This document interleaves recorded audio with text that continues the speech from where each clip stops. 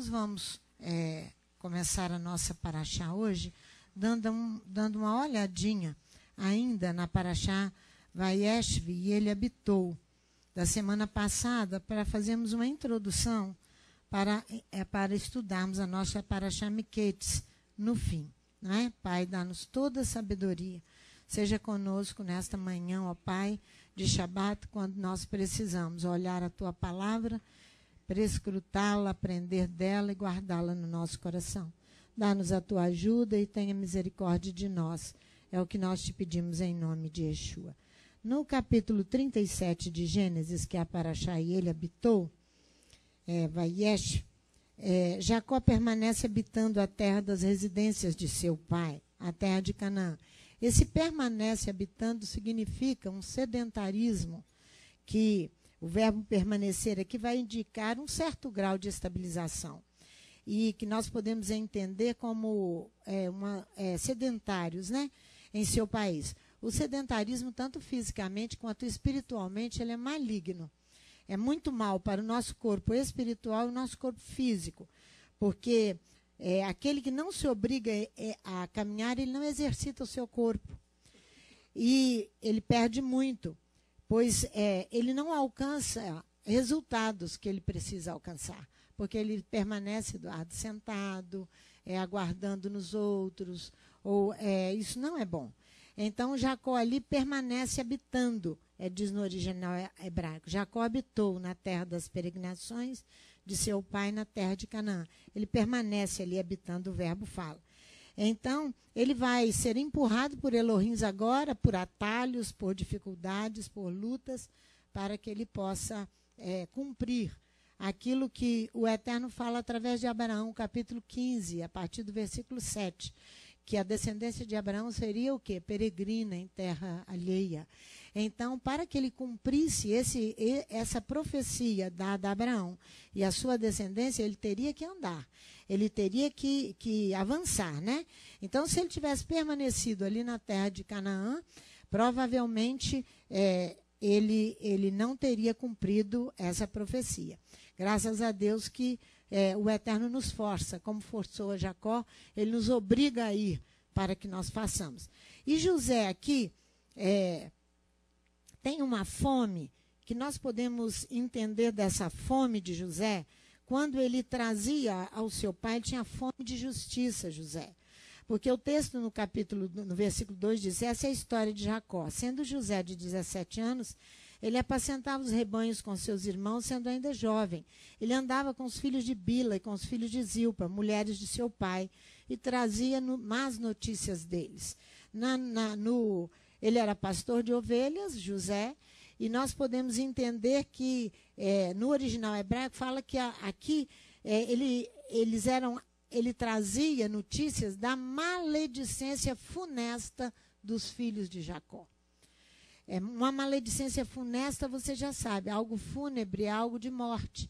Então, quando José via as atitudes funestas dos irmãos, ele vinha e contava para o seu pai próprio de um adolescente. Ele deparava com atitude completamente oposta ao que ele aprendeu com seu pai. Ele então dava essas notícias. Então, era do comportamento dos seus irmãos. José tinha fome de justiça. E a Bíblia diz, Jesus fala lá no Sermão do Monte o quê? Bem-aventurado em marcha, aquele que tem fome e sede de justiça, por quê? Porque eles serão saciados, eles serão alimentados, serão supridos, né? Essa era a fome de José. Então, essa maledicência de morte dos seus irmãos, criminosa, porque eles falavam para matar praticamente, para denegrir, para deprimir, eles difamando e caluniando. Então, José fazia chegar a Jacó essa maledicência, né? Então, nós devemos refletir bem sobre eles, porque a maledicência que a Torá se refere aqui é uma maledicência criminosa. É muito grave essa maledicência dos irmãos de José. Por que eu estou fazendo a introdução com a paraxá e ele habitou da semana passada? Estou fazendo introdução para você entender a paraxá Miquetes no fim. Porque ali encerra a prova que o tratamento que os irmãos de José passaram para que eles pudessem ter um relacionamento de paz, não é? Então, você vai ver aqui, você tem que ver essa situação como algo assim bem nocivo. Olha o que diz a Torá, no versículo 3. Israel amava José mais que a todos os seus outros filhos, porque era filho de uma velhice, da sua velhice, e lhe fez uma túnica de várias cores. Aqui está o centro do problema, essa ketonê. No hebraico é túnica, é ketonê. Então, aqui está o centro do problema. Jacó, na pureza do seu coração, ele faz uma túnica sacerdotal, uma túnica sagrada para José. José foi eleito pelo seu pai físico e pelo pai espiritual para ser o quê? Um representante da família. Só que os irmãos não entendiam isso e não aceitavam essa representação dele na família. No hebraico, o presente de Jacó não é literalmente uma veste comum, é uma veste sagrada. E você vai encontrar o concentrar de todo esse conflito nesse caso aqui, na ketonê. Por causa dessa veste, por causa da escolha, por causa da separação, por causa do sacerdócio. Então, você vê as citações em Êxodo, não precisa ir lá não, no capítulo 28, versículo 4, falando sobre essa ketonê. Depois você vai encontrar em Êxodo 39, depois você vai encontrar em Levítico capítulo 8, capítulo 10 de Levítico, tudo é ketonê. A referência aqui no capítulo 37 são 8 vezes dessa ketonê. Então, você encontra também a sulamita, quando ela despe dessa veste sagrada. Essa veste sagrada. A função que ela tinha, que ela tem. Em Apocalipse 3 também. Compre vestes brancas para que te vistas, e não seja manifestada a vergonha da tua nudez. É a ketonê. Você e eu precisamos nos revestir dessa roupagem sagrada. E essa palavra ela vai designar ainda também sempre um hábito sacerdotal. Se você precisa ir em Isaías 22, você vai encontrar ali quando Sebna é destituído da sua posição de um mordomo da casa, e Elohim vai levantar Ilquias ou Eliaquim? Eliaquim? Ele vai levantar Eliaquim para substituir Sebna, porque Sebna se elevou, buscou um local bem alto para ele. Aí Deus vai abatê-lo e vai levantar outro para colocar no lugar. Ele vai colocar com as vestes, a ketonê sobre ele e as chaves na mão dele, que vai abrir e fechar. Então, nós encontramos aqui 8 vezes ao longo do capítulo, por quê? Porque o número que nós mais conhecemos na Bíblia é o número 7, né? Trabalhamos 6 dias, no 7º dia descansamos. Aqui nós vamos encontrar o número 8, vai girar no 8, representando a transcendência. Aqui dessa ketonê, a transcendência que José se envolve nela. O que é isso? Um nível de vida que vai além do natural, que vai além de uma vida natural, né, de uma ordem natural. É a união, é a adesão do homem com Elohim. É o casamento do homem com Deus. Então, vai além dessa vida natural que nós temos. Você pode dizer, eu não sou perfeito, eu não cumpro perfeitamente a Torá, mas você é meu Elohim. Portanto, você me protegerá, você me sustentará, você cuidará de mim. Assim, as 8 vezes da repetição da ketonê aparece no capítulo 37, e ele habitou, expressa a realidade do casamento. O número 8 fala de casamento. A realidade do casamento. Casamento entre o homem e Elohim. Então, na figura do casamento entre esse homem e essa mulher, nós temos 2 opostos se juntando e tentando se fundir. Um homem com a divindade. O homem e Deus. Oposto. Somos carne, somos pecadores, ele é perfeito, ele é justo, ele é bom. É isso aí. Então, a ketonê retorna às 8 vezes, representada pela letra hebraica chamada Het, falando da união de José com Elohim. E que da vocação de José que vai excitar seus irmãos a uma ação. Eles colocam as obras da carne em movimento, para poder se levantar contra essa união. Eles vão se levantar contra essa união. É isso que acontece aqui. Então, o conjunto de componentes aqui que vão agir são em duplas, ciúme e inveja. Primeira coisa, né? Eles dois, esse conjunto, essa dupla é pesada porque uma vai reforçar a outra. Primeiro o ciúme e a inveja. Olha o versículo 6 e 7. Pois lhes disse, ouvi, peço-vos, este sonho que tive. Estávamos atando feixes no campo. E eis que o meu feixe levantou-se, ficou de pé, e os vossos feixes o rodeavam, e se inclinavam ao meu feixe. Então lhe disseram seus irmãos, tu deveras reinarás sobre nós? Tu deveras terás domínio sobre nós? Por isso tanto mais o odiavam, por causa dos seus sonhos e das suas palavras. As duas primeiras obras da carne é ciúme e inveja. Elas vão estimular o ódio e a cólera. Obras da carne, obras da carne, obras da carne. A cólera é uma paixão forte que vai incitar você e eu, gerando inimizade profunda, uma inimizade viva, uma inimizade repugnante, uma aversão. É o ódio de morte. Por isso que é uma maledicência funesta, maledicência de morte. É o que leva uma pessoa a desejar a morte do outro. Olha aqui no versículo 9. Teve ainda outro sonho. E contou aos seus irmãos, dizendo, tive outro sonho, e eis que o sol e a lua, as 11 estrelas se inclinavam perante mim. Quando o contou ao seu pai e aos seus irmãos, repreendeu o seu pai, dizendo, que sonho é este que tivestes? Viremos eu e a tua mãe e teus irmãos a inclinar-nos em terra perante ti? Seus irmãos, pois, o invejavam, seu pai, porém, guardava estas coisas no coração. Jacó entendeu o anúncio do grande chamado do filho, do qual está comprovadamente comprometido, não tem como ser humano, razão humana, mexer com esse chamado e com essa vocação. Pode levantar toda a força da carne, porque o casamento, a ketonê, todo o conjunto que envolve para este enlace, esta união entre o homem e Elohim, nada vai se desfazer. A tragédia está toda provocada aqui.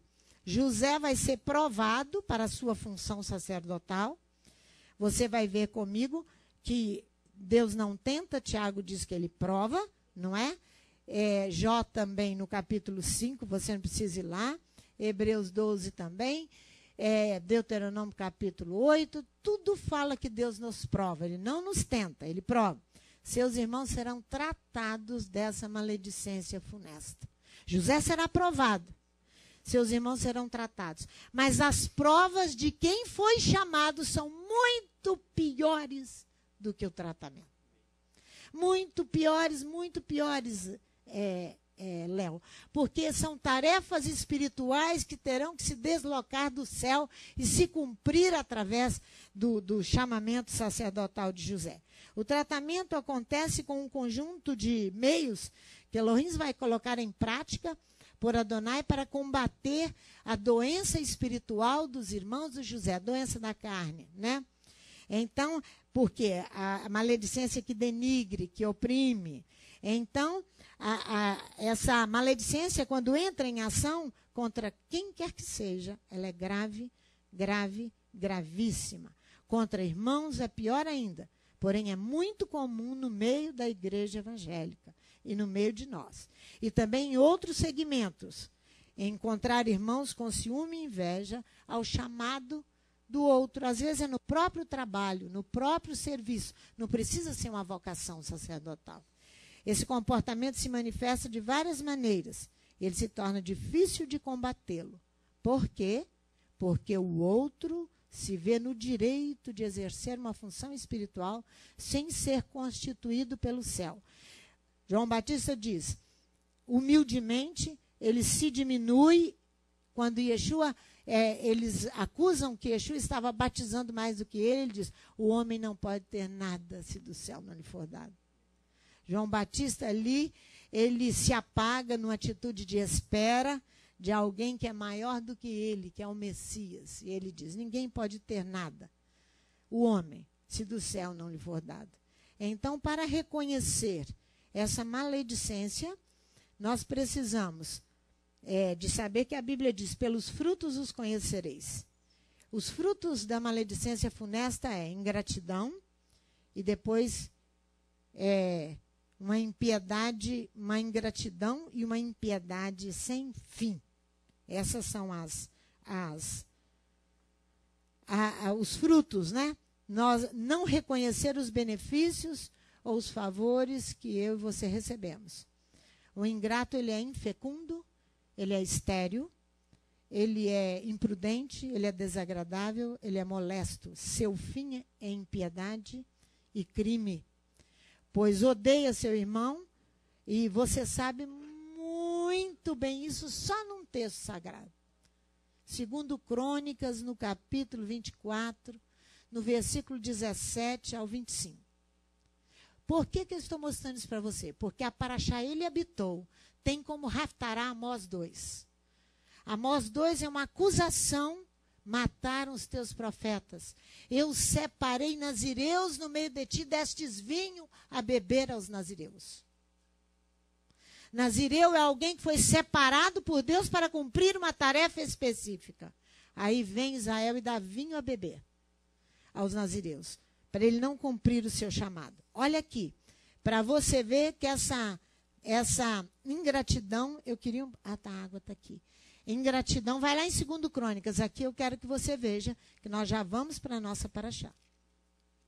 2 Crônicas, capítulo 24, aqui você vai encontrar a ingratidão de Joás, do rei Joás. E ele vai matar um sacerdote, para você ver que a questão está em cima da quetonê sagrada, o chamamento sagrado. Você se lembra quando Saul, por ciúme, por inveja de Davi, ele o que faz? Ele mata 85 sacerdotes em Nob. A questão é contra a função sacerdotal. É isso. Olha aqui, versículo 17. Depois da morte de Jeoiada, vieram os príncipes de Judá, prostraram-se perante o rei, e o rei os ouviu. Deixaram a casa do Eterno, Elohim de seus pais, serviram aos postes ídolos. Então veio grande ira sobre Judá e Jerusalém por causa desta sua culpa. Embora Elohim lhe tenha enviado profetas para fazer tornar ao Eterno, e embora tenham protestado contra eles, não deram ouvidos. Então o espírito de Elohim revestiu Zacarias, filho do sacerdote Jeoiada, e ele se pôs em pé diante do povo e lhe disse, assim diz Elohim, por que desobedeceis os mandamentos do Eterno? Não prosperareis, porque deixastes o Eterno, também ele vos deixou. Mas conspiraram contra ele e o apedrejaram por mandado do rei no átrio da casa do Eterno. O rei Joás não se lembrou da beneficência, ele foi ingrato. É uma obra da carne terrível a ingratidão. Que lhe fizera Jeoiada, pai de Zacarias, porém matou-lhe o filho, o qual, morrendo, disse, o Eterno verá e o Eterno requererá. Está vendo?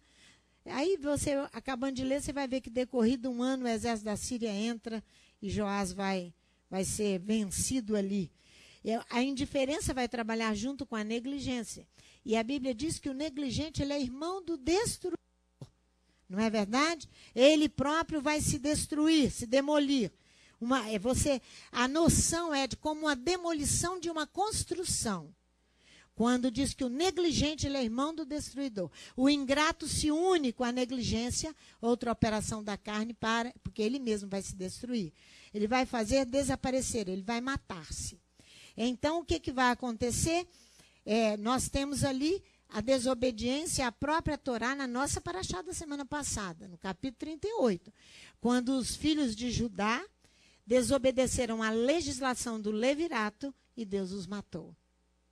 A sua desobediência ali por negligenciar uma legislação bíblica, não é verdade? Vocês já imaginaram se ele fosse nos matar por negligência de Shabat? Quantos anos nós negligenciamos o Shabat? Eu, pelo menos. Se você não negligenciou, eu negligenciei.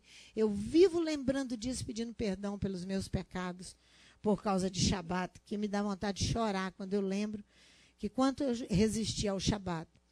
O segundo exemplo é a negligência de Saul, quando ele não aceitou ali que Davi tinha sido escolhido, e ele então mata os 85 sacerdotes. É contra Quetoné, é contra o chamado sacerdotal.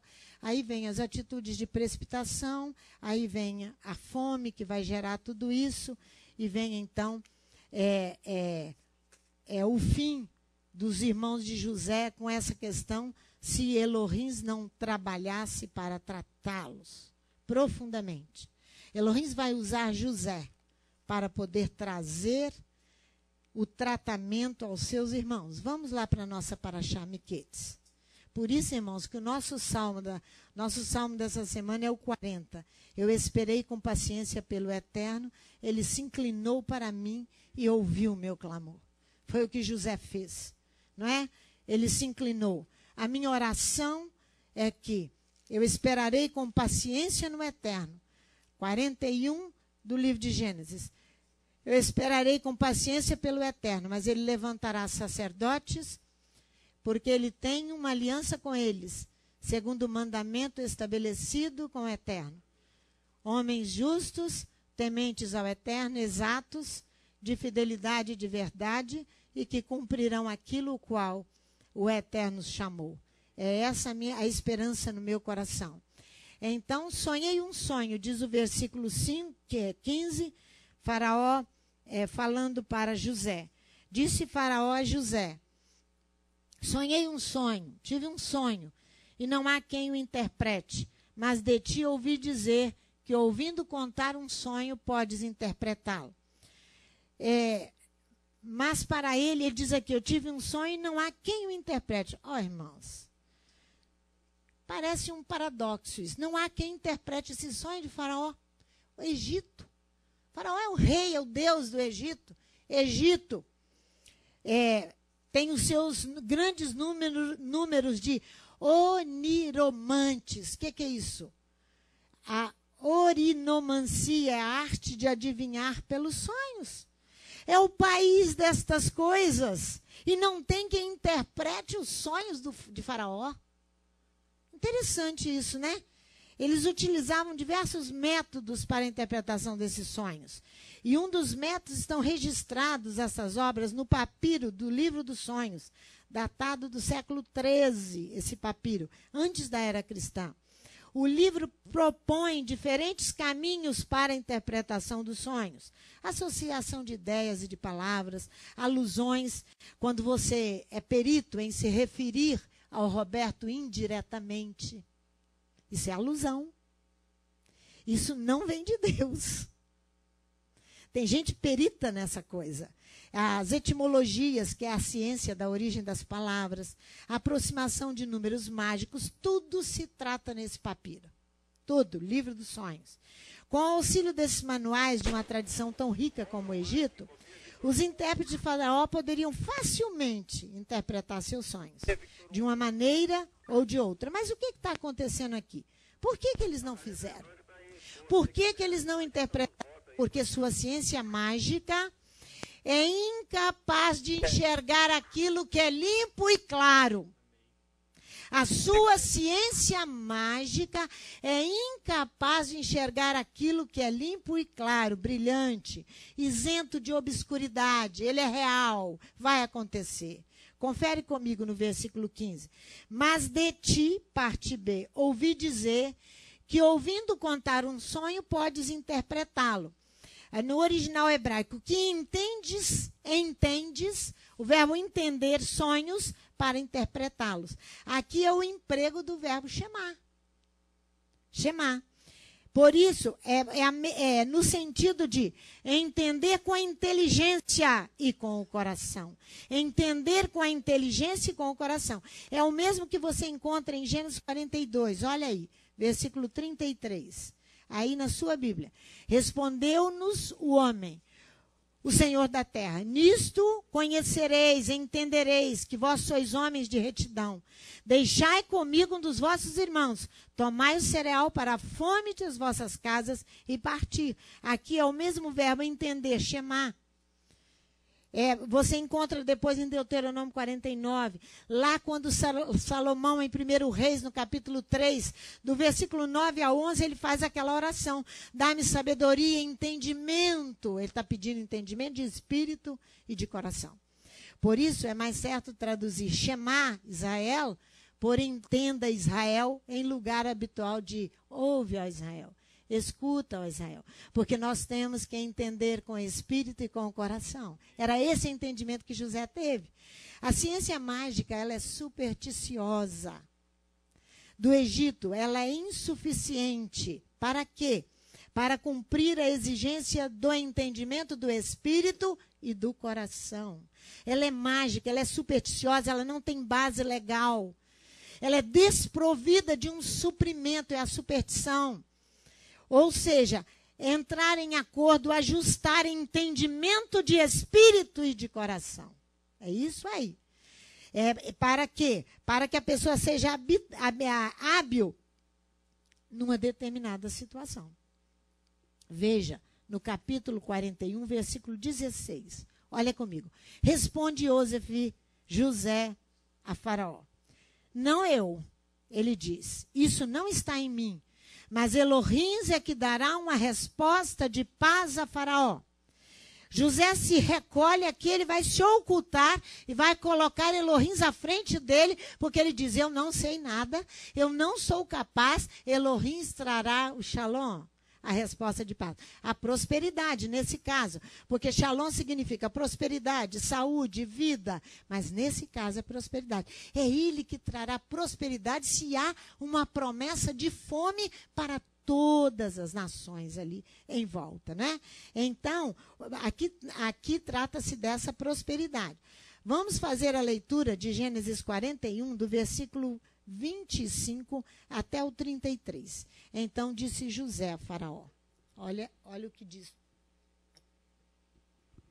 José. O sonho de Faraó é um só. O que Elohim há de fazer, notifica-o a Faraó. As 7 vacas boas são 7 anos. E as 7 espigas boas também são 7 anos. O sonho é um só. As 7 vacas magras e feias que subiam após as primeiras são 7 anos. Como as 7 espigas miúdas e queimadas do vento oriental, são 7 anos de fome. Essa é a palavra que eu disse a Faraó. O que Elohim há de fazer mostrou a Faraó. Vem 7 anos de grande fartura em toda a terra do Egito. Depois deles levantar-se-ão 7 anos de fome. Toda aquela fartura será esquecida na terra do Egito e a fome consumirá a terra. Não será conhecida a abundância na terra, por causa daquela fome que seguirá, porque será gravíssima. Ora, o sonho de Faraó foi duplicado, porque esta coisa é determinada por Elohim, e ele se apressa a fazê-la. Está vendo só? Aí, se apressa a fazê-la. Portanto, procure Faraó agora um homem entendido e sábio, e ponha sobre a terra do Egito.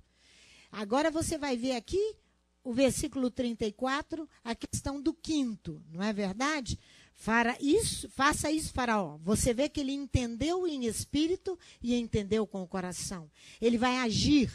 Ele vai declarar tudo para Faraó. Faça isso. Nomeie administradores sobre a terra. Que tomem a 5ª parte dos produtos. Ele quintará a terra do Egito. E nos 7 anos de fartura, ele vai cobrar a dízima, você pode dizer, significa dividir a terra em 5 partes e cobrar o 5º. É isso aí. Observe que o algarismo 5 vai reaparecer aqui na saga de José várias vezes, representado pela letra rei, né? Que nós já conhecemos. Olha aqui no capítulo 43, versículo 34. Olha aqui. Vai aparecer o algarismo 5. A letra hebraica representada pelo algarismo 5 é o rei, que está no nome de Adonai, 2 vezes no nome sagrado. Ó. Por isso que é tão importante tudo isso. 44, 3, versículo 34. Então lhes apresentou as porções que estavam diante dele. Porém, a porção de Benjamim era 5 vezes maior do que de qualquer deles. E eles beberam e se regalaram com ele. Veja o capítulo 45, 6. Pois já houve 2 anos de fome na terra, e ainda restam 5 anos, em que não haverá lavoura e nem colheita. Olha o 47, só na saga de José. Olha só, o versículo 2. E tomou 5 dos seus irmãos e o apresentou a Faraó. Olha o versículo 24, do mesmo capítulo. Há de ser, porém, que das colheitas dareis o 5º a Faraó, e as 4 partes serão vossas, para a semente do campo, e para o vosso mantimento, e dos que estão nas vossas casas, e o mantimento dos vossos filhinhos. Viu bem aí? Versículo 26, José, pois, estabeleceu isso por lei até o dia de hoje na terra do Egito, que Faraó tirasse o 5º.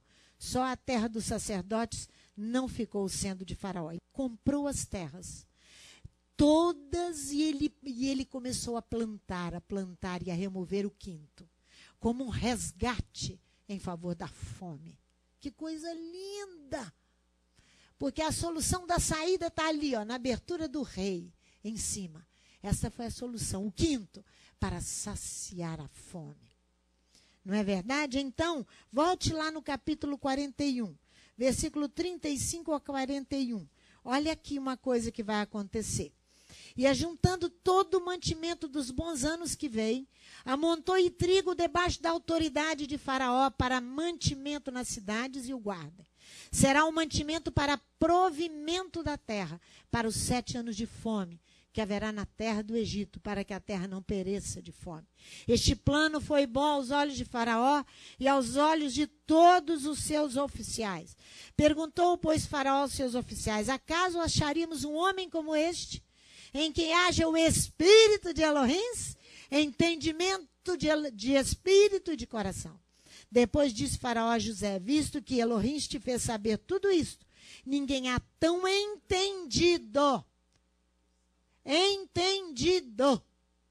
viu? E sábio como tu. Tu estarás sobre a minha casa, e por tua boca se governará todo o meu povo. Somente no trono eu serei maior do que tu.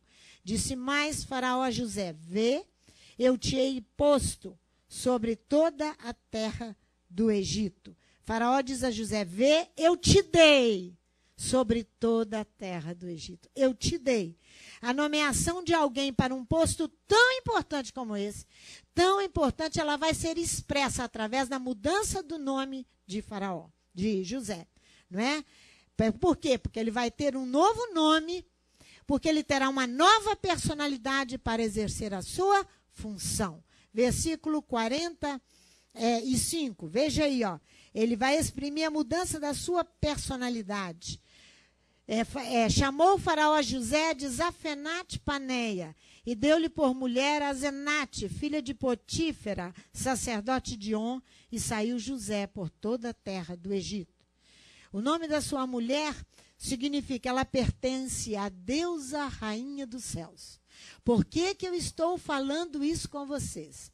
Para você ver que a terra do Egito é uma terra de superstições, superstições e superstições e superstições.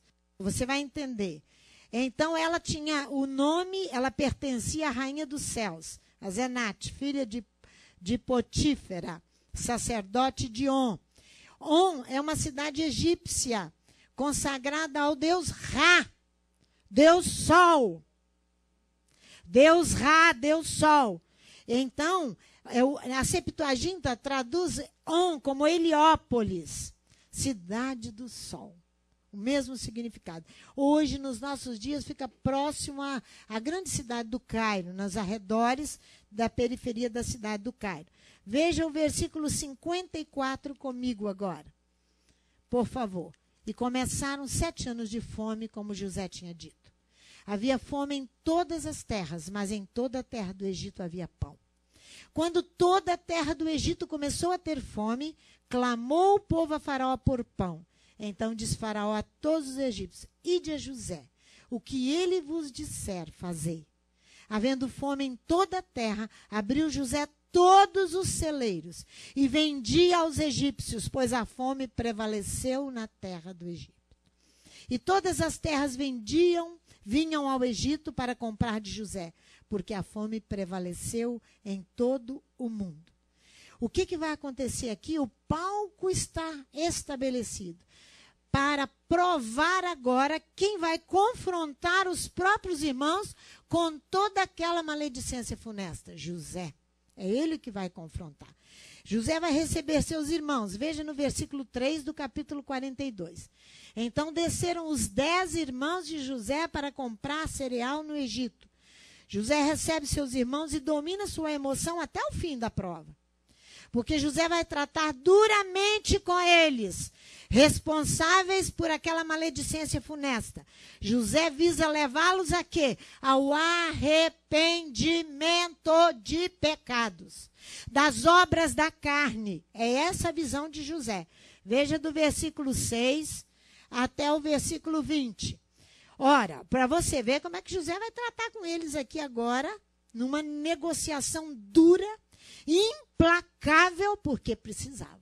Porque quando eles mantiveram o ódio, o ciúme, a inveja, tudo isso, essas obras da carne em ação e em total movimento, eles foram implacáveis. José vai agora ser implacável, o governador do Egito vai falar com eles. Olha aqui, ora, José era governador da terra, e era ele quem vendia o cereal a todo o povo da terra. Assim os irmãos de José vieram e se inclinaram diante dele com a face na terra. Vendo José os seus irmãos, reconheceu-os, mas comportou-se como estranho para com eles e falou-lhes asperamente e perguntou-lhes: de onde vindes? Responderam: da terra de Canaã, para comprar mantimento. José conheceu os seus irmãos, mas eles não o conheceram. Então se lembrou José dos sonhos que tivera a respeito deles e lhes disse: vós sois espias e vieste para ver o sexo da terra, no original hebraico, a nudez da terra, o mais interior da terra. E responderam: não, senhor meu, os teus servos vieram comprar mantimento. Nós somos todos filhos de um mesmo homem. Os teus servos são homens de retidão, não são espias. Disse-lhes ele: não, viestes para ver a nudez da terra. Ele é implacável. Mas eles responderam: nós, teus servos, somos 12 irmãos, filhos de um homem da terra de Canaã. O mais novo está hoje com nosso pai, e um já não existe. Disse-lhe José: e como já vos disse, sois espias. E nisso sereis provados, pela vida de Faraó. Não saireis daqui sem que primeiro venha o vosso irmão mais novo. Enviai um dentre vós que traga vosso irmão. O restante de vós ficará preso, e as vossas palavras serão provadas, se há verdade no que dizeis. Se não, pela vida de Faraó, vós sois espias. E colocou a todos eles na prisão por 3 dias. Olha só, hein? A aspereza, a situação desagradável para com eles vai ser compreendida imediatamente pelos irmãos de José. Você vai ver que o comportamento deles aqui é totalmente diferente daquele comportamento de Gênesis capítulo 37. Olha só, ele vai continuar. Ficarão na prisão, né? Ao 3º dia disse-lhe José: fazei isso e vivereis, pois eu temo a Elohim. Se sois homens de retidão, que fique um de vossos irmãos preso na casa de vossa prisão. Vós outros ide, levai cereal para a fome de vossas casas. Mas trazei-me vosso irmão mais novo, para que sejam verificadas vossas palavras. Se há exatidão, se há verdade em vocês. É isso que ele está falando. Exatidão, se há fidelidade para com o vosso pai Jacó. Se há respeito para com Benjamim. É isso que ele está falando. Se há exatidão nas vossas palavras, e não morrereis. E eles assim fizeram. Aí você vai ver agora que o teste é aplicado e os irmãos de José permanecem aqui completamente. Você vai ver no versículo 21, eles dizem: nós pecamos contra o nosso irmão e nós estamos recebendo a paga por isso. Olha aqui o versículo 21. Não é o comportamento deles do capítulo 37 de Gênesis. Aqui é outro. Então disseram uns aos outros: na verdade, nós somos culpados no tocante ao nosso irmão. Ó. O castigo pela conduta no tocante ao nosso irmão. Pois vimos a angústia de sua alma quando nos rogava, mas nós não o atendemos. Por isso que vem sobre nós esta angústia. Respondeu-lhes Rúben, não vos dizia, eu não pequeis contra o menino, mas não me quisesse ouvir, por isso agora é requerido de nós o seu sangue. Eles não sabiam que José estava entendendo tudo o que eles estavam falando. Estava ouvindo, mas o teste é aplicado. E o primeiro teste é aplicado, porque agora já tem remorso no coração. Aqui a consciência pesou do que foi feito com José. Mas, irmãos, nós não podemos confiar imediatamente em ninguém. Nós temos que fazer provas. Principalmente José, quando foi levado, vendido, levado à prisão no Egito. Passou por provas tremendas no Egito. Você acha que ele vai aplicar um teste sem experiência? O teste aqui vai ser bem aplicado. É o teste que vai ser aplicar à igreja de Yeshua? É o teste que vai aplicar-se à igreja de Yeshua. Pode saber disso, com toda a sua superstição. José ele visa aqui conferir, confrontar se estão exatos a respeito do lucro, da ganância, da ambição. Vamos ver? Versículo 25. Ordenou José que lhes enchesse os sacos de cereal e lhe restituísse o dinheiro a cada um no seu saco. E lhes dessem comida para o caminho e fizeram assim. E carregaram o cereal sobre os seus jumentos e partiram dali. Abrindo um deles o seu saco para dar de comer ao seu jumento na estalagem, viu o seu dinheiro, pois estava na boca do saco. Então disse aos seus irmãos, devolveram o meu dinheiro, está aqui no saco. Então lhes desfaleceu o coração e tremendo, entreolharam-se dizendo, que é isso que Elohim nos fez? E vieram para Jacó, seu pai, na terra de Canaã, e contaram tudo o que aconteceram, dizendo. Agora você veja comigo no capítulo 43, qual é o conselho de Jacó, a partir do versículo 30, para eles com a questão do dinheiro. Olha aqui. Não é no capítulo, não é aqui 43 o que eu disse? Não, 43, 12. Vamos lá. Levai também dinheiro em dobro. Eles vão outra vez ao Egito. Jacó vai mandar levar. O dinheiro foi colocado. Eles estão sendo provados na área do dinheiro. Porque eles venderam José. Eles não tiveram respeito pela pessoa humana. E venderam. É assim que andam as nossas congregações. As pessoas são vendidas. O escândalo da denominação Maranata está aí para os jornais, para quem quiser ver. Qual é o escândalo? Você acha que nós não seremos provados com essa questão de dinheiro? Se amamos as ovelhas ou se vendemos as ovelhas? Se utilizamos os dízimos para benefício próprio, como é que é? Vocês acham que essa prova vai ficar assim? Não vai. Olha aqui. Jacó manda então que eles levem aquele dinheiro de volta e bota mais dinheiro. Levai também dinheiro em dobro. E o dinheiro que foi devolvido na boca dos vossos sacos, tornai a levá-lo nas vossas mãos. Bem pode ser que fosse erro. Levai também o vosso irmão. Levantai-vos e voltai ao homem. E o Elohim Todo-Poderoso, o El Shaddai, vos dê misericórdia diante do homem, do governador, para que deixe vir convosco o vosso outro irmão, Benjamim. E eu, se for desfilhado, desfilhado ficarei. Porque ele confia em El Shaddai, que Deus moverá a matriz, o interior do governador, para que beneficie os seus filhos. É isso que ele crê. Então, o que vai acontecer aqui? José favorece Benjamim, que você leu lá no capítulo 43, que ele dá 5 vezes mais a Benjamim, porque ele está provando seus irmãos. Para ver se eles têm inveja e ciúme de Benjamim, como tiveram dele. Ele vai prová-los ali. Você acha que essas coisas na nossa vida vão passar em branco? Que Elohim não voltará e não exigirá estas coisas? Você acha que vai passar em branco? Não. Não. Ele colocou a eternidade dentro de nós. Mas ele nos preparará para enfrentar essa eternidade. A segunda fase do teste, José vai agravar a prova. Ele quer conferir suas reações face ao dinheiro outra vez. Olha aí no capítulo 44 comigo. Vai o dinheiro outra vez. E vai agora as práticas supersticiosas para serem comprovadas. A taça, o cibório, a taça sagrada do Egito, vai junto. Deu José esta ordem ao despenseiro de sua casa, capítulo 44, verso 1.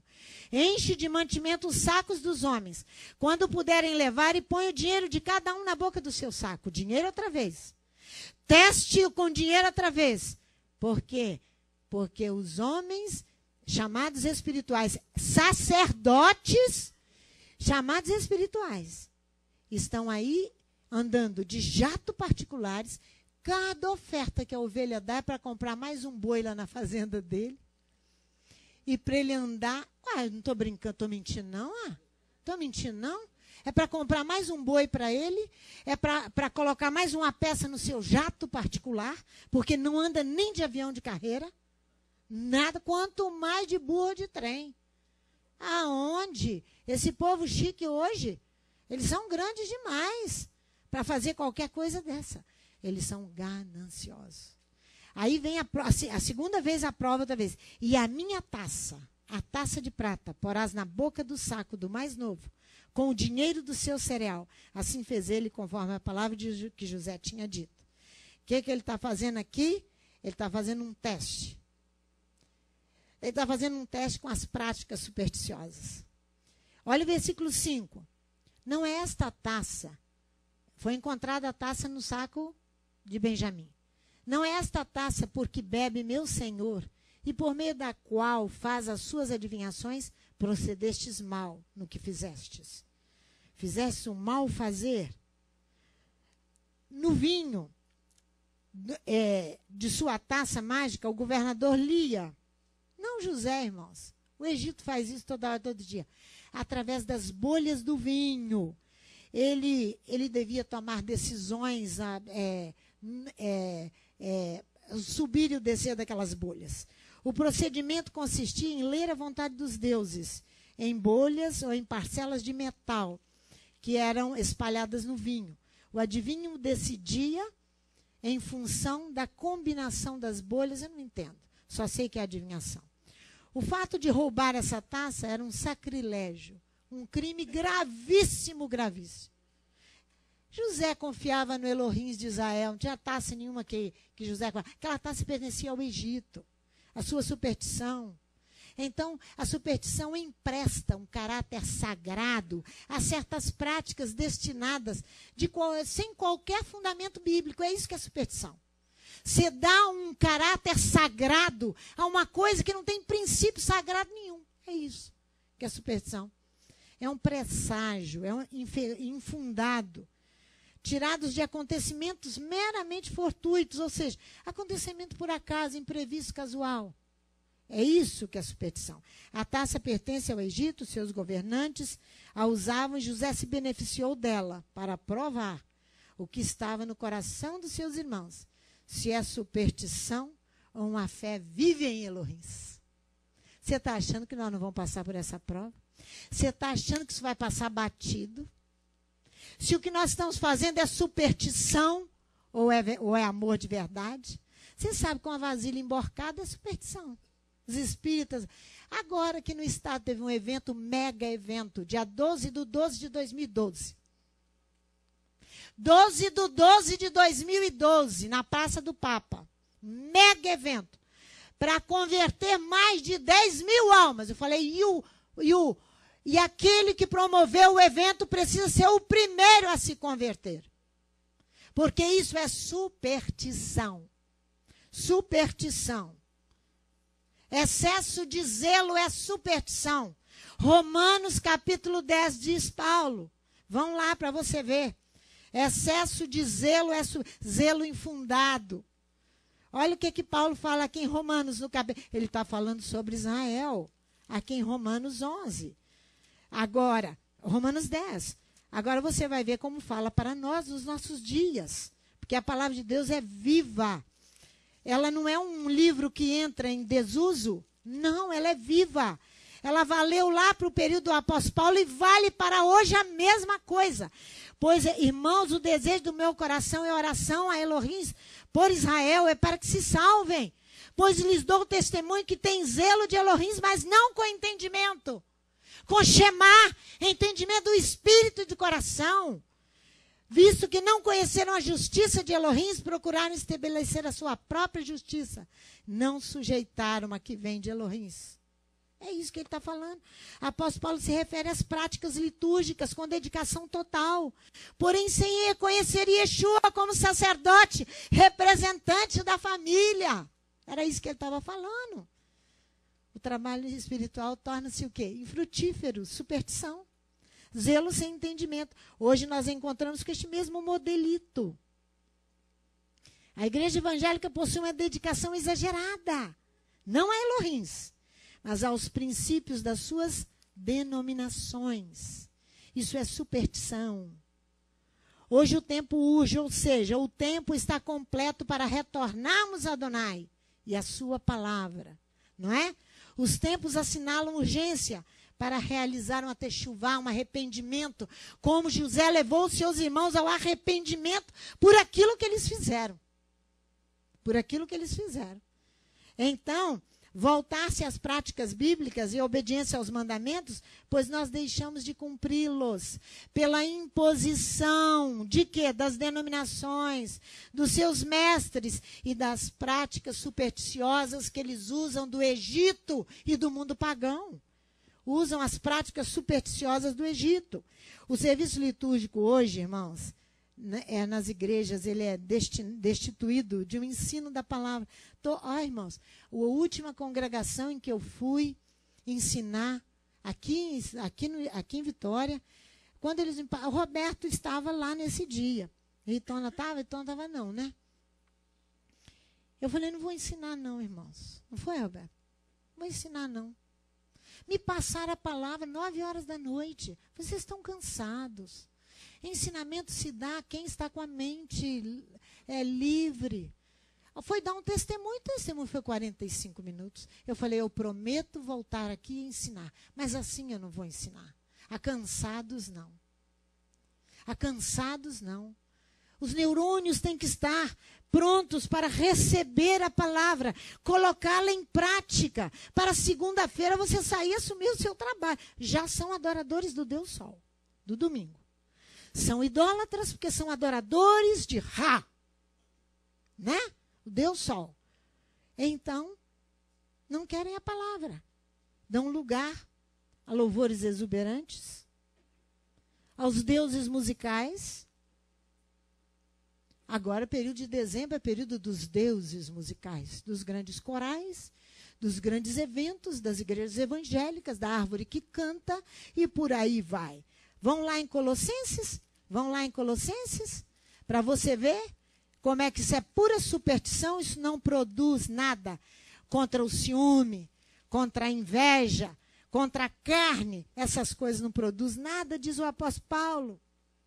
Eles dão preferência aos corais e aos musicais evangélicos, com os contatos natalinos bem sofisticados. E esses contatos natalinos são privados de autoridade espiritual para transformar a nossa carne, para arrancar de nós a inveja, para retirar de nós o ciúme, para retirar de nós a negligência, a indiferença, o crime de dentro do nosso coração. Crime. Olha aqui, versículo 22, do capítulo 2 de Colossenses. Todas estas coisas estão fadadas ao desaparecimento pelo uso, porque são baseados em preceitos e ensinamentos de mestres. Não podem contra a carne. Tem, na verdade, aparência de sabedoria. Um culto voluntário, humildade fingida, severidade para com o corpo, ensaio em cima de ensaio. Mas não tem valor algum contra a satisfação da carne. Suas ovelhas não são transformadas. Mentem, roubam, são inimigos uns dos outros e assim permanece. Porque a palavra é roubada para dar lugar aos grandes musicais, aos grandes mestres que vão lá enrolar o povo. Em 5 minutos ensina a palavra que não tem como ensinar para ninguém em 5 minutos. Não tem. Não tem. Irmãos, tem uma coisa muito interessante que está acontecendo aqui, irmão Alberto é testemunha. Tem um senhor que tem vindo aqui. Ele é presidente do CRM aqui de Vitória. Ele senta aqui, Ulisses, aqui na frente. Primeira palavra que ele disse, irmão Alberto testemunha. Olha, pastora, para eu chegar aqui, a minha bola teve que baixar, não é? Esse homem tão culto, a minha bola teve que baixar. Mas me explica, qual é o problema de Jacó e Esaú? A bola baixou. O Espírito Santo nos exorta que os que assim agem, eles constroem suas casas nas árvores. Ué, pastora Sandra, Mateus 7, vamos lá. Mateus 7. Os que assim agem, deixando de ensinar a palavra de Elohim, deixando de cumprir a sua função sacerdotal, que é servir, que é ensinar a palavra e ensinar o povo a separar o santo do profano. Os que assim agem, constroem as suas casas nas árvores. Vamos mostrar as casas nas árvores. Tem uma igreja no Tennessee construída numa árvore. Sabia, Carlinhos? Casa na árvore.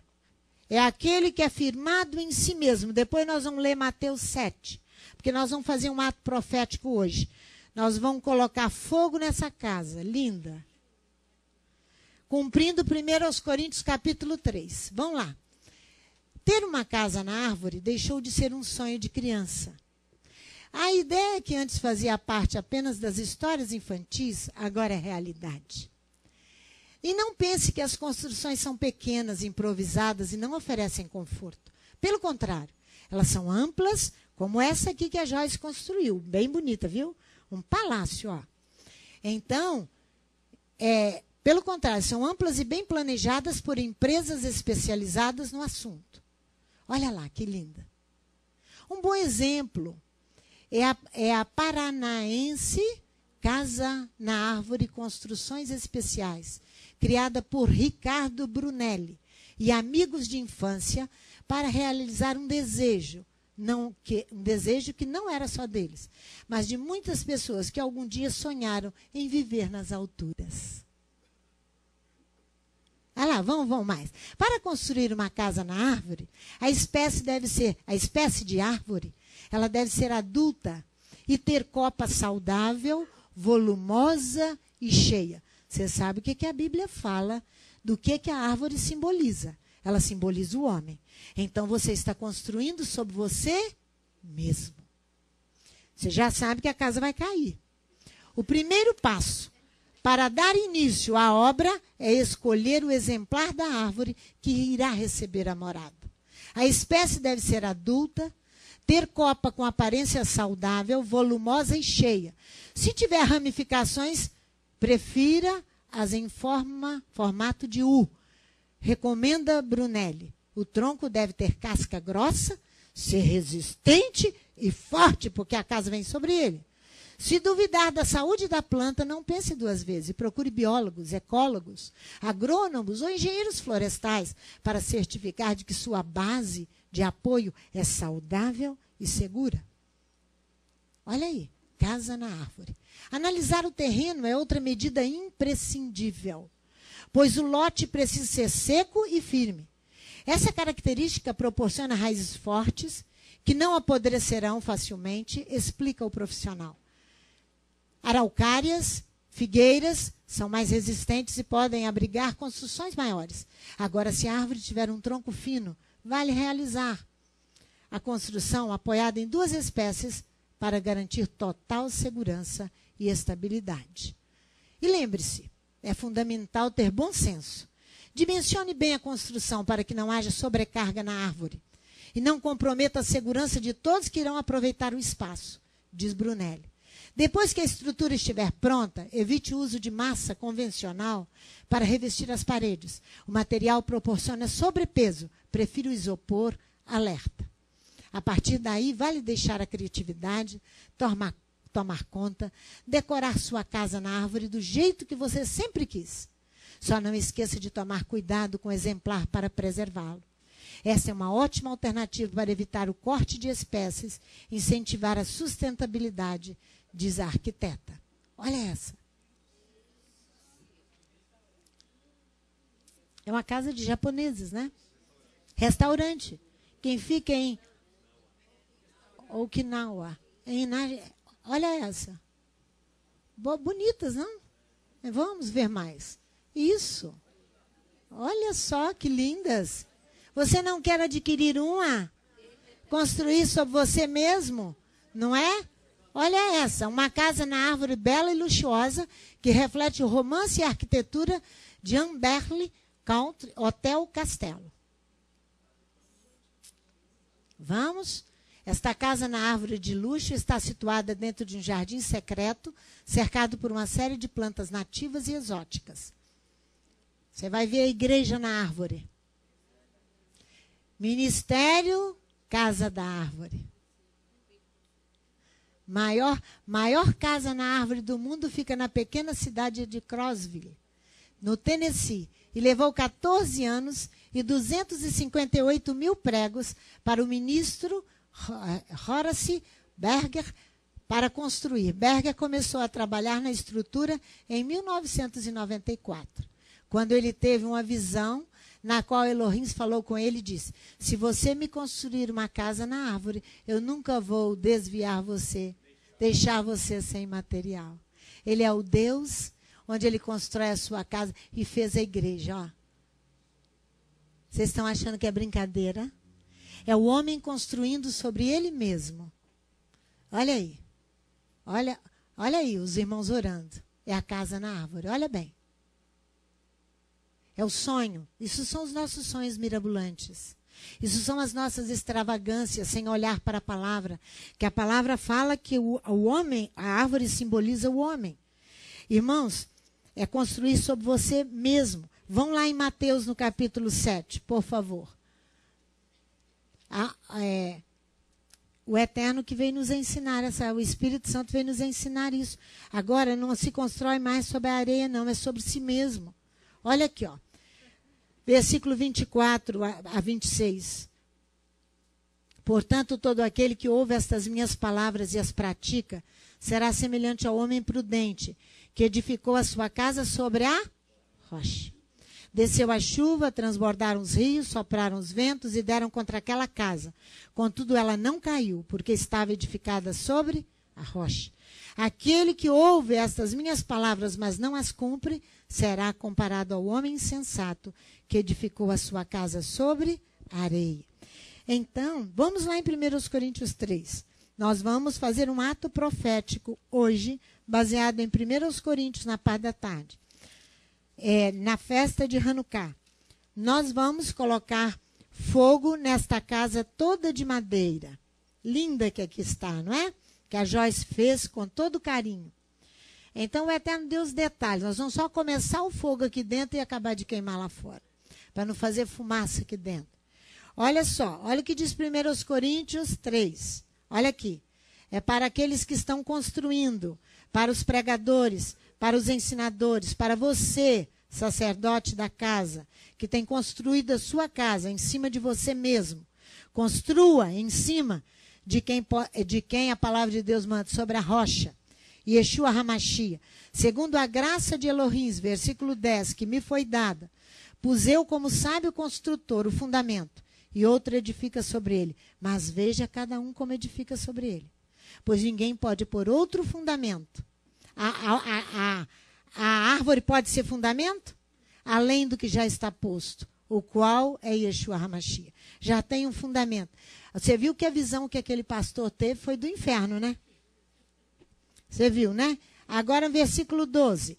Se alguém sobre este fundamento levantar um edifício de ouro, prata e pedras preciosas, quer dizer, materiais nobres, quando vier o fogo, vai resistir. Mas se construir de madeira, de feno e de palha, a obra de cada um se manifestará, porque o dia demonstrará. Pelo fogo será revelada, e o fogo provará qual seja a obra de cada um. Essa casa está linda, você está vendo, mas ela é de madeira. Se vier um fogo, você vai ver que o mínimo fogo que nós vamos colocar hoje, ela vai se queimar todinho. ela é feita toda de madeira. Imagina se essa casa estiver com o fundamento dela, a base dela for sobre uma árvore. Aqui, ó. É madeira também. E é humano. É sobre o homem. Se você ler Ezequiel 34, os pastores que apacentam-se a si mesmos, você vai ver muito bem. O que vai acontecer com essa casa é que ela vai se despencar. Mas ela não vai despencar. Ela vai ser queimada porque ela vai ser provada. Deus faz uma profecia contra o faraó do Egito. Ele diz, olha se você ainda está duvidando que o símbolo bíblico do homem é a árvore, você vai ver que Ezequiel fala o que Elohim fará com o faraó, rei do Egito. Olha lá, vai lá comigo. Depois você vai ler em casa. Ezequiel, capítulo o quê, gente? Profecia contra Edom, deixa eu achar. A árvore bem grande, o cedro do Líbano. É Ezequiel? 31? Obrigada, Aristé. Ezequiel 31. Aqui você vai ver, ó. Assim era um cedro no Líbano. E ele vai falando. Por isso elevou a sua estatura. Por que os homens estão construindo sobre as árvores? Para se elevar sobre os outros. Todas as árvores do campo ele era maior. Se multiplicaram os seus ramos, versículo 5. E se alongaram as suas varas, por causa das muitas águas que enviava. Olha o versículo 9. Formoso o fiz com a multidão de seus ramos. Todas as árvores do Éden que estavam no jardim de Elohim tiveram inveja dele.